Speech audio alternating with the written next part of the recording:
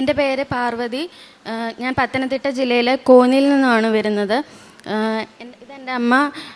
ഞാൻ ആദ്യമായിട്ട് ഉടമ്പടി എടുത്തത് ജനുവരി 2022 അമ്മ ജൂലൈ 2022.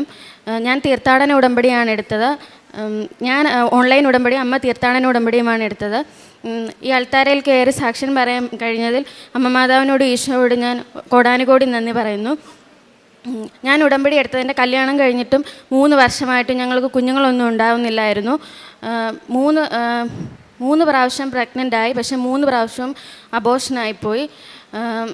അതിനുശേഷമാണ് അമ്മ ഉടമ്പടി എടുത്തത്.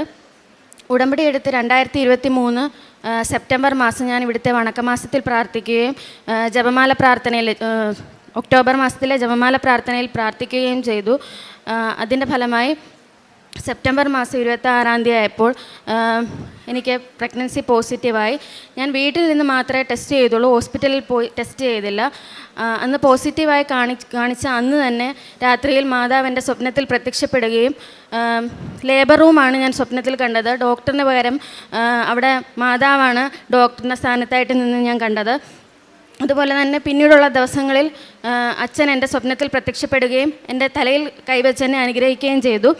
അതിനുശേഷമാണ് ഞാൻ ഹോസ്പിറ്റലിൽ പോയത്. ഹോസ്പിറ്റലിൽ പോയി ഡോക്ടറിനെ കണ്ട ഞാൻ എൻ്റെ അബോർഷനായ കാര്യങ്ങളെല്ലാം പറയുകയും അപ്പോൾ തന്നെ ഡോക്ടർ ആദ്യമായി എന്നോട് പറഞ്ഞത് മനുഷ്യർക്ക് അസാധ്യമായത് ദൈവത്തിന് സാധ്യമാകുമെന്നാണ്. അപ്പോൾ ഞാൻ മനസ്സിൽ വിശ്വസിച്ചു, ഈ കുഞ്ഞിനെ മാതാവ് എനിക്ക് ഉറപ്പായിട്ടും നൽകുമെന്ന്.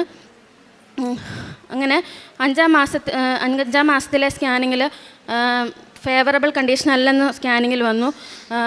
പല അവയവങ്ങളും കുഞ്ഞിൻ്റെ കാണുന്നില്ല എന്ന് പറഞ്ഞു. പിന്നീട് ഒരു ദിവസം എനിക്ക് സ്കാനിങ്ങിനായിട്ട് തന്നു. അന്നേരം ഞാൻ വീട്ടിൽ വന്ന് വിഷമിച്ചില്ല, മാതാവിനോട് പ്രാർത്ഥിച്ചു, ഇവിടെ വിളിച്ച് പ്രാർത്ഥനാ സഹായം അപേക്ഷിച്ചു. അതിനുശേഷം ഞാൻ സ്കാനിങ്ങിന് പോയി. ഓരോ സ്കാനിങ്ങിൽ ഞാൻ പോകുമ്പോഴും മാതാവിൻ്റെ തൈലം വയറിൽ പുരട്ടുകയും കാശുരൂപം കയ്യിൽ മുറുകെ പിടിച്ച് പ്രാർത്ഥിക്കുകയും അതുപോലെ ഉപ്പുമായിട്ടാണ് ഓരോ സ്കാനിങ്ങിനും പോകുന്നത്. അങ്ങനെ സ്കാനിങ്ങിലെല്ലാം നോർമലായി കണ്ടു. പിന്നീട് 9 മാസവും ഞാൻ എല്ലാ ദിവസവും രാവിലെയും വൈകുന്നേരം പ്രാർത്ഥിക്കുകയും നിരന്തരമായിട്ട് അച്ഛൻ്റെ ആരാധന കൂടുകയും നേർച്ച വസ്തുക്കളെല്ലാം കൃത്യമായി ഉപയോഗിക്കുകയും ചെയ്യുമായിരുന്നു. ഈ മാതാവ് സ്വപ്നത്തിൽ പ്രത്യക്ഷപ്പെട്ടപ്പോൾ എനിക്ക് മാതാവ് ഒരു ഡേറ്റ് പറഞ്ഞു തന്നിരുന്നു, ജൂൺ 13. ആ ദിവസം തന്നെയാണ് ഡോക്ടർ എന്നോട് അഡ്മിറ്റ് ആവാൻ പറഞ്ഞത്. ജൂൺ 13 തന്നെ ഡെലിവറി ഉണ്ടാവുമെന്നും പറഞ്ഞു. ആ ഡേറ്റ് മാതാവ്, അപ്പോൾ എനിക്ക് വളരെ അത്ഭുതം തോന്നി. മാതാവായിട്ട് എനിക്ക് തന്ന കുഞ്ഞാണെന്ന് എനിക്ക് പൂർണ്ണമായിട്ട് അന്നേരം ബോധ്യപ്പെട്ടു.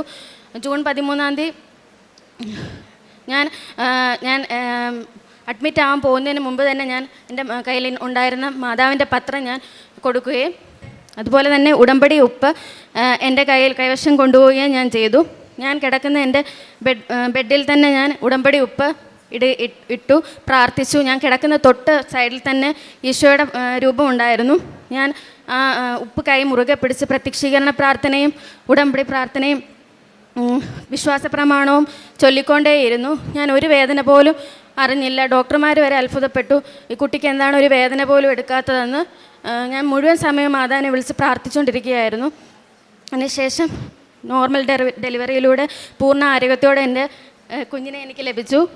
ഇത്രയും വലിയ അനുഗ്രഹം എനിക്ക് തന്ന പരിശുദ്ധ അമ്മയോടും ഈശോയോടും കോടാനുകോടി നന്ദി ഞാൻ പറയുന്നു. എൻ്റെ കുഞ്ഞിൻ്റെ പേര് ദേവിക് എന്നാണ്.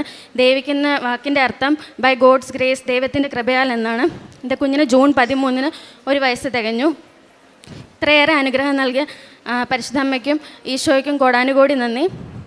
ഇതുകൂടാതെ ചെറിയ അനുഗ്രഹങ്ങളും ഞങ്ങൾക്ക് കിട്ടിയിട്ടുണ്ട്. എനിക്ക് ഡ്രൈവിംഗ് ലൈസൻസ് എടുക്കാൻ നേരം കാർ ലൈസൻസ് കിട്ടാൻ വളരെയേറെ ബുദ്ധിമുട്ടിയിരുന്നു. അപ്പോൾ ഞാൻ നേർച്ച വസ്തുവായ ഉപ്പ് ഗ്രൗണ്ടിൽ ഇടുകയും പ്രാർത്ഥിക്കുകയും ചെയ്തതിൻ്റെ ഫലമായി എനിക്ക് ആദ്യത്തെ ടെസ്റ്റിൽ തന്നെ ലൈസൻസ് കിട്ടി. അതുകൂടാതെ വീട്ടിൽ ഒരു പറമ്പ് 2 വർഷമായിട്ട് വിൽക്കാൻ ശ്രമിച്ചു, പക്ഷേ അത് നടക്കുന്നുണ്ടായിരുന്നില്ല. ഉടമ്പടി എടുത്തതിന് ശേഷം അത് വിറ്റ് കിട്ടുകയും ചെയ്തു. ഇത്രയൊക്കെയാണ് എനിക്ക് മാതാവ് ഈശോയും തന്ന വലിയ അനുഗ്രഹങ്ങൾ. പ്രേക്ഷിത പ്രവർത്തനമായിട്ട് ഇവിടുന്ന് കിട്ടുന്ന പത്രം ഓട്ടോ സ്റ്റാൻഡുകളിലും കടകളിലും എല്ലാം ഞാൻ കൊടുക്കും. അതുകൂടാതെ എല്ലാ ദിവസവും ഞാൻ രാവിലെ ഡെയിലി ബ്രെഡ് കൂടുകയും അതുപോലെ തന്നെ അച്ഛൻ്റെ ധ്യാനം എല്ലാ ചൊവ്വാഴ്ചയും കൃത്യമായി കൂടുകയും സാക്ഷ്യങ്ങളെല്ലാം കാണുകയും ഇതെല്ലാം ഞാൻ സ്റ്റാറ്റസായി ഷെയർ ചെയ്യുകയും ചെയ്യും. അതുപോലെ തന്നെ കാരുണ്യ പ്രവർത്തികൾ. ഞാൻ കാരുണ്യ പ്രവർത്തികൾ കൃത്യമായി ചെയ്യാൻ തുടങ്ങിയപ്പോഴാണ് എനിക്ക് മാതാവ് ഒരു കുഞ്ഞിനെ നൽകിയത്. ഞങ്ങളുടെ അടുത്തുള്ള കുട്ടികളുടെ ബാലികാ സദനത്തിൽ ഞാൻ പറ്റുമ്പോഴെല്ലാം ആഹാരം കൊടുക്കുകയും വൃദ്ധസദനത്തിൽ ആഹാരം നൽകുകയും ഹോസ്പിറ്റലിൽ പോയി പത്രം കൊടുക്കുകയും അവിടെ ആഹാരം നൽകുകയും ചെയ്യുമായിരുന്നു. ബൈബിൾ കൃത്യമായി അരമണിക്കൂർ അതിൽ കൂടുതലും ഞാൻ വായിക്കും. ഇത്രയൊക്കെയാണ് പ്രേക്ഷിത പ്രവർത്തനങ്ങളും കാരുണ്യ പ്രവർത്തികളും ചെയ്യുന്നത്. ഇത്രയേറെ അനുഗ്രഹങ്ങൾ തന്ന പരിശുദ്ധ അമ്മയ്ക്കും ഈശോയ്ക്കും കോടാനുകോടി നന്ദി.